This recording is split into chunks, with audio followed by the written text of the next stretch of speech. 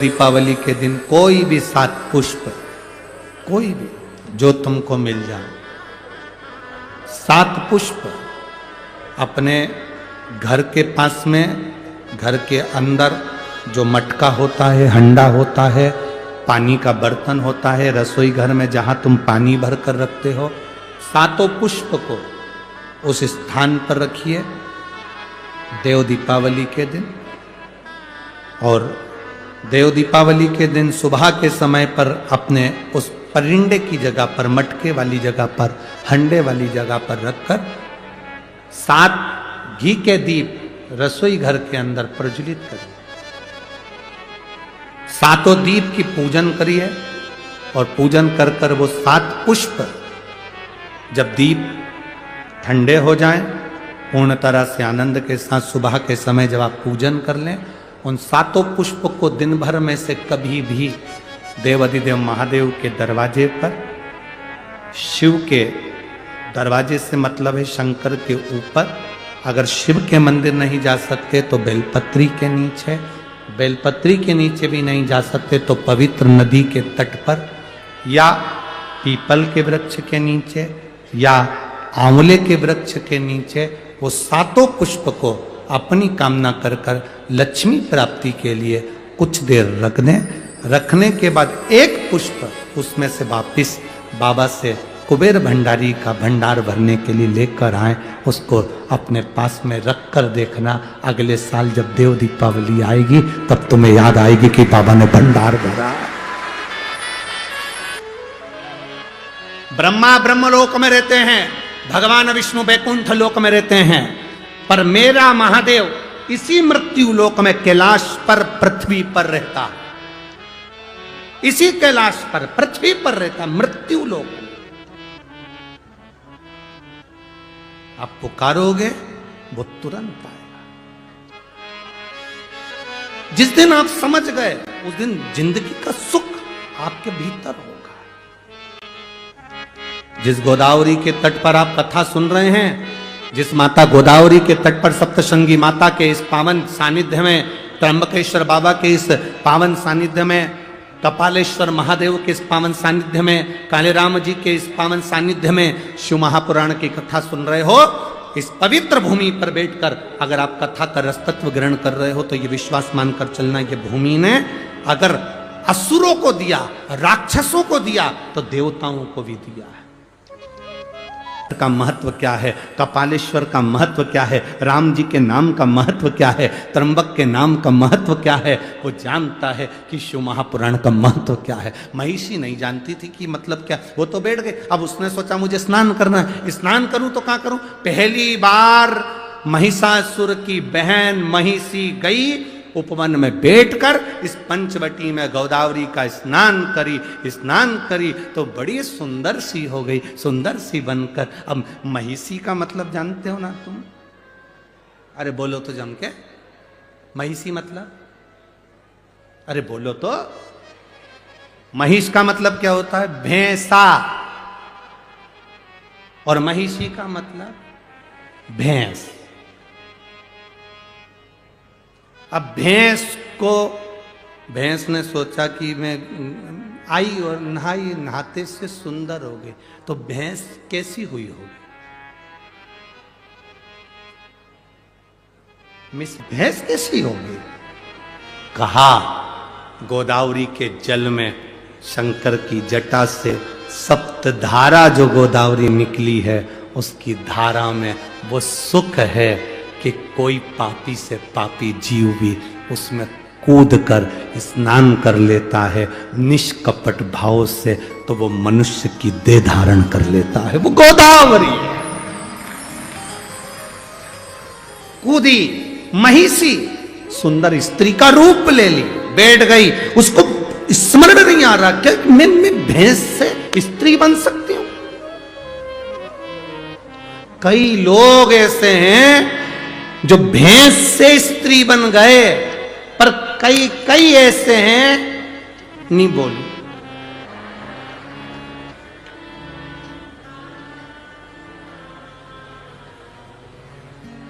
समझ गए, भैंस जैसे हो गए। भैंस के आगे कितनी भी बीन बजाओ वो नहीं सुनती। सास कितनी भी के बेटा सिर पे पल्लू डाल के रहा कर। भैंस को तुम कितनी भी बीन बजाओ वो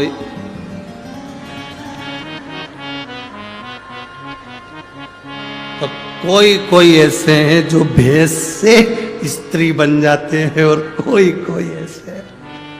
हम नहीं बोलेंगे देखो हमको 4 दिन और रहना है 3 दिन और रहना है, काय को आफत बोल ले या नासिक वालों से आफत बोल ले के कहा जाए। तो कोई कोई वो भैंस से स्त्री बन जाए और कोई स्त्री से भी भैंस बन जाए तो बात नहीं है। कितना के उनसे ए बेटा ऐसा कर ले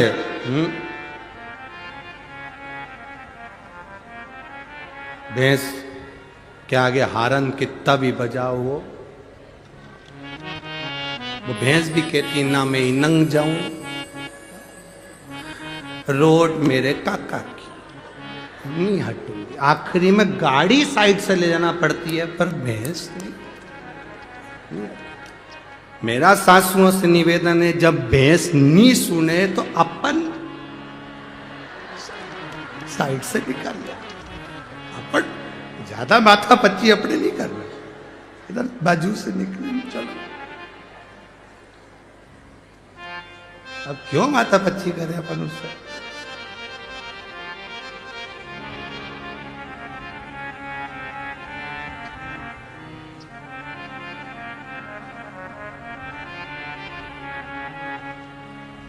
देवा ओ महादेवा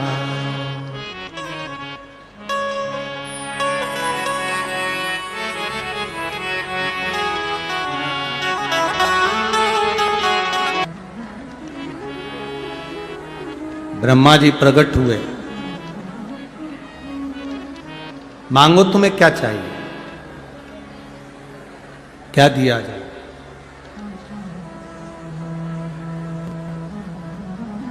महिषी ने कहा बस मुझे अमर कर दो, मैं मरूं ना, मेरे प्राण ना छूटे। ब्रह्मा जी ने कहा ऐसा तो कभी हो नहीं सकता कि तुम्हारे प्राण नहीं जाएंगे, मरना तो पड़ेगा, प्राण तो जाएंगे। तुम और कुछ मांगना चाहो तो मांग सकते हो। अब महिषी ने मन में विचार करा कि मैं मरूं ना, इसके लिए मैं करूं तो करूं क्या। असुर जो होते हैं, राक्षस जो होते हैं, वो मांगते बड़े विचित्र हैं। ऐसी चीज मांगते हैं जो कि जगत कल्याण की भी हो और खुद के उद्धार की भी। महिषी ने मांगा क्या? महिषी ने मांगा मुझे वर दीजिए, मैं मरूं ना। भगवान ब्रह्मा जी ने कह दिया अमर तो नहीं हो सकते, मरना तो पड़ेगा, तुम और कोई वर मांग लो। अगर मैं मरना ही है मुझे तो मुझे वर दो। शंकर भगवान और भगवान विष्णु के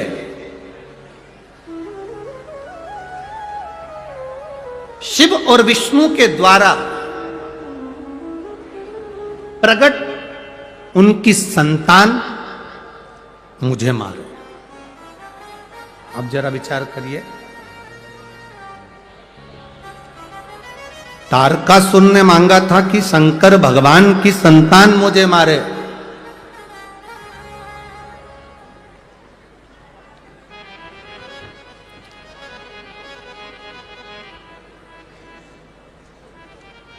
पहला वर है ये जो महिषी ने मांगा कि शिव और विष्णु की संतान मुझे मारे।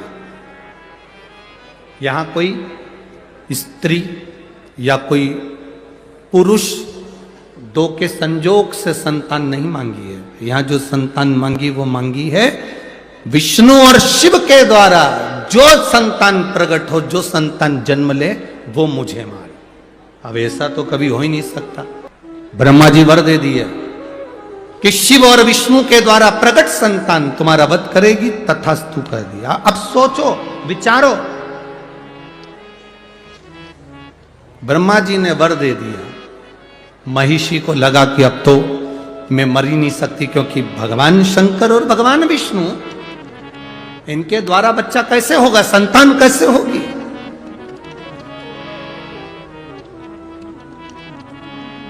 और महाराज, रचा है सृष्टि को जिस प्रभु ने, वही ये सृष्टि चला रहे।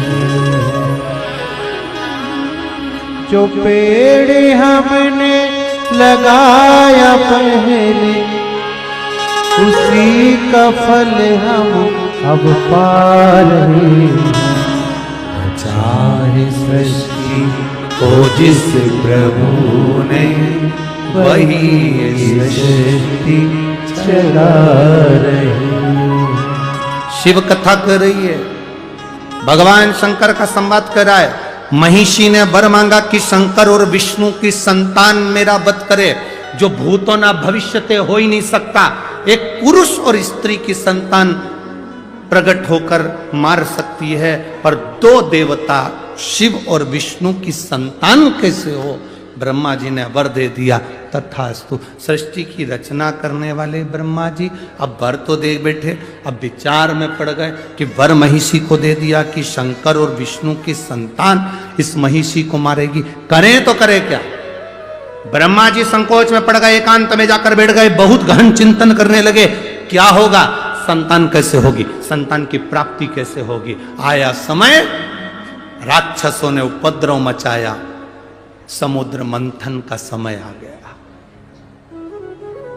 और रचा है सृष्टि को जिस प्रभु ने, वही ये सृष्टि चला रही। बस आ गया समय, मंथन का समय आया। देवता असुरों के बीच में साझा हुआ, अमृत निकलेगा, पाएंगे। मंथन के समय पर सब कुछ निकला, विष भी निकला, रतन माणिक मोती औषधि सब निकले, बाद में अमृत निकला। अमृत असुर लेकर चले गए, तब भगवान नारायण मोहिनी स्वरूप धारण कर लिए। कौन सा स्वरूप रखा भगवान विष्णु ने? मोहिनी स्वरूप। महिषी ने वर क्या मांगा था? भगवान नारायण और शिव के द्वारा प्रकट संतान मेरा वध करे। अब राक्षसी तो राक्षसी है, उसने उपद्रव मचाना चालू कर दिया। भले वो सुंदर बन गई तो क्या हुआ, वन में रहने लगी, उपद्रव करने लगी, भयंकर उपद्रव मचाया, भयंकर उपद्रव।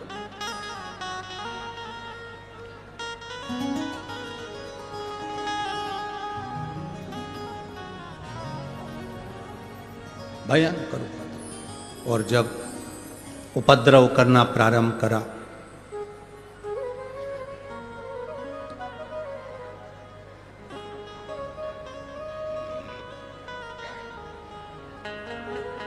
संहार करना जरूरी है। लोग कहते हैं समुद्र का मंथन अमृत की प्राप्ति के लिए किया था। बहुत ध्यान से सुनना, दुनिया के लोग कहते हैं समुद्र का मंथन अमृत की प्राप्ति के लिए किया था। शिव महापुराण की कथा, स्कंद पुराण, देवी यहाँ सुंदर देव दीपावली, शिव महापुराण की कथा कहती है अमृत की प्राप्ति के लिए मंथन नहीं किया था। उस महिषासुर की बहन महिषी ने वर मांगा था, शंकर और विष्णु की संतान से मरूं, उस संतान को जन्म देने के लिए ये समुद्र मंथन करा गया था। ये मंथन का